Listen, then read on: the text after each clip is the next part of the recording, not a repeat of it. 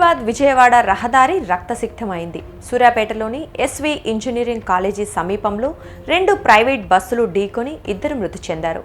ముందు వెళ్తున్న YOLO private బస్సును వెనుక నుంచి వేగంగా జింగ్ ట్రావెల్ బస్సు ఢీకొట్టింది.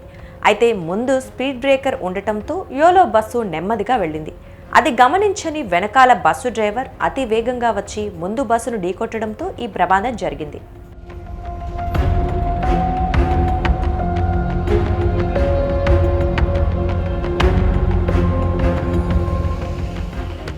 వెనుక బస్సు బలంగా ఢీకొట్టడంతో ముందు వెళ్తున్న బస్సు అద్దాలు పగిలిపోయాయి.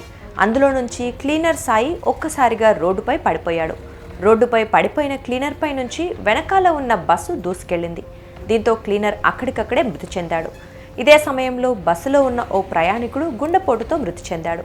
మృతులు గుంటూరు వాసులుగా పోలీసులు గుర్తించారు. పోలీసులు సంఘటనా స్థలానికి వెళ్లి సహాయక చర్యలు చేపట్టారు. ఈ ప్రమాదంలో కొంతమంది ప్రయాణికులు గాయపడగా వీరిని సూర్యాపేట ఏరియా ఆసుపత్రికి తరలించారు.